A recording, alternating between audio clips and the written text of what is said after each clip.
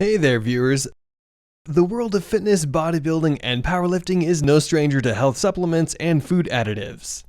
For decades, creatine has been one of the most popular and in-demand supplements on the market. But what exactly is creatine? What happens to your body on creatine, and is regular intake of creatine dangerous? Buckle up, because in today's video, we will be breaking down everything there is to know about creatine, its effects on the body, and why every gym enthusiast can't get enough of this substance. What is creatine? Let's begin with the first question on everyone's mind. What is creatine? Simply put, creatine is a protein amino acid that is usually found in our muscles and brain. Enough circulating creatine can help our bodies produce energy, also known as adenosine triphosphate or ATP. Thanks to these ATP molecules, the muscles in the body can contract, complete everyday activities, and even perform strenuous exercises at the gym. So, to sum it all up, creatine provides our bodies with energy, which in turn helps us stay physically active and dynamic. When it comes to natural sources of creatine, our bodies can actually produce this molecule from other amino acids. Along with synthesized creatine, these powerful compounds can also be found in delicious foods such as red meat, fish, and chicken breast. Even with our ability to create and consume creatine, supplement-based amino acids have taken over the fitness industry by storm. Which begs the questions, how does creatine work and how much creatine should I take a day? How does creatine affect the body? First, let's quickly explore the science behind what creatine does to your body. As we've mentioned, more creatine results in more ATP. But apart from synthesizing energy, creatine can actually influence muscle growth and overall body strength. Well, kind of. Picture this. When you have more energy built up, you can perform heavier tasks for longer periods of time. Greater stamina will then result in muscle mass building and better endurance. And that is how to use creatine for muscle growth. See the connection? Research and studies also show that creatine helps muscle recover faster and in more efficient ways. This process is achieved by satellite cell signaling and reduced muscle breakdown. But that's not all creatine supplements can do. According to scientists, this organic substance can also lower myostatin and raise anabolic hormone levels in the body. When the body encounters too much myostatin, it sends signals to stop new muscle growth. By lowering myostatin levels, creatine can indirectly stimulate muscle growth. Creatine stores in the brain. Surprisingly enough, muscles aren't the only parts of the body creatine targets. Did you know stored creatine can also enhance brain cognition, brain health, and long-term memory? Just like our strong muscles, our brains also demand energy, or ATP, for proper functioning. And that's how stored phosphocreatine comes into play. Scientists have also deduced that high levels of creatine may improve certain neurological conditions such as Alzheimer's disease, Parkinson's disease, and epilepsy. Recommended doses of creatine. Now, let's discuss the numbers. On an average day, our bodies naturally synthesize and create about 1 to 2 grams of creatine. This amount is sufficient enough to carry out our everyday tasks and errands, but when it comes to muscle building and creatine supplementation, different rules apply. When people first start taking these supplements, it's highly recommended to follow what's known as a loading phase. This basically means that you start your journey with a lot of creatine intake, but then slowly decrease the total amount consumed. The most popular protocol for the loading phase period is consuming 5 grams of creatine 4 times a day. That means a total of 20 grams of creatine in 24 hours. Then, as the body gets used to the amino acid supplements, creatine intake can decrease to around 3 to 5 grams a day. The second period is also known as the maintenance phase. But why go through such a hassle? It has been reported that the loading phase helps the body rapidly increase creatine stores and reap the benefits of these supplements faster. Think of it as bursts of energy that are delivered to your muscles. The bigger the boost, the higher the force.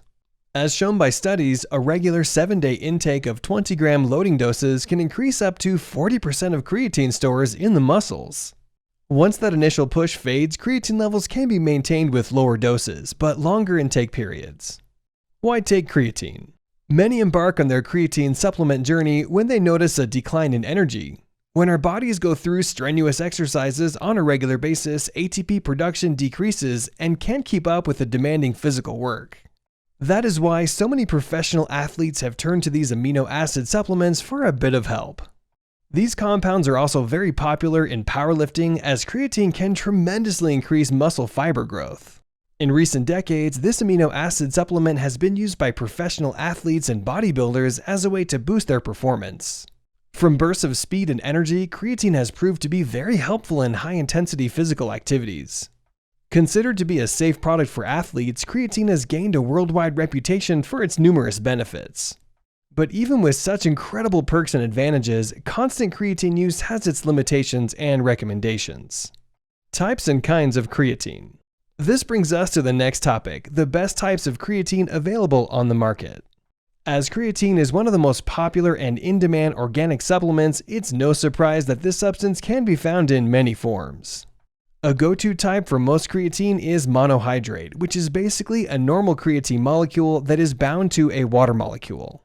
Many consumers and nutritionists have deemed creatine monohydrate the best form of creatine. But why exactly? Creatine monohydrate.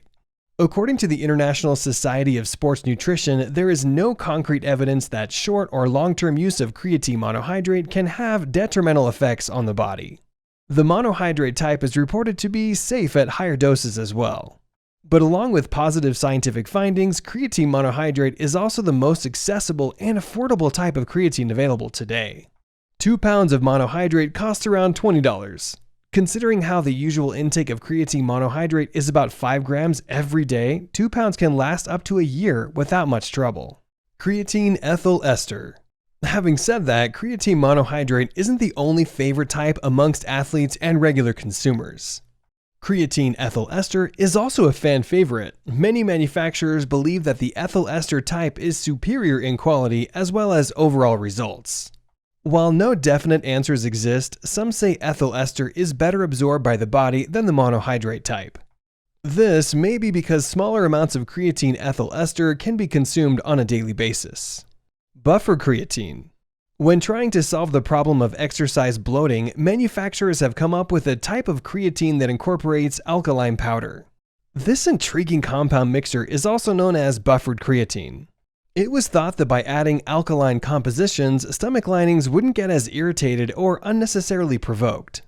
But while the main goal of buffered creatine was to reduce bloating, studies have yet to confirm this theory. Creatine hydrochloride. And last but not least, let's take a look at another common type of creatine, which is creatine hydrochloride. Said to be more soluble than monohydrate and ethyl ester, creatine hydrochloride has gained massive popularity in recent years. One theory is that because of its quick absorption properties, creatine hydrochloride spends less time in the stomach and therefore doesn't cause frequent indigestion. Side effects of creatine. Speaking of upset stomachs, we must also mention the bad sides of creatine supplements and regular use of this organic compound. Just like any other supplement or food additive, creatine also have a few side effects and cause some discomfort. The main side effects creatine users encounter are muscle cramps, dehydration, weight gain, and digestive problems. Some may experience nausea, vomiting, diarrhea, or even constipation. The weight gain is due to water retention and muscle expansion, while the accumulation of creatine within the muscles may be the cause of decreased extracellular fluid and muscle cramps. But along with these unpleasant reactions, creatine supplements can also be the cause of very serious complications. Creatine and kidney damage. Scientists have tried to figure out the connection between creatine and kidney damage. Even at recommended doses, supplement users have been noted to develop acute kidney damage. More so, creatine intake may worsen existing kidney diseases, which is why professional consultations are highly advised before starting these organic supplements. But while only a handful of cases have caught attention, creatine molecules are still considered to be one of the safest supplements accessible to athletes and gym enthusiasts. And so, with the information and data available, let's answer the question: is creatine actually dangerous to consume? Even though some users may experience side effects, the overall notion is that creatine is safe under recommended doses. When looking at the bigger picture, creatine is an organic compound that can be produced and consumed by our bodies. Loading and maintenance doses of these supplements can help with muscle growth, faster recovery, and better brain health. Were you familiar with the incredible creatine supplements that have taken over the fitness industry? Will you be trying creatine supplements in the future? Let us know in the comments below. Here are 2 more videos you might find interesting. Feel free to choose the one you like. If you enjoyed this video, give it a like and share the video with your friends. And for more interesting videos on health, subscribe to our channel.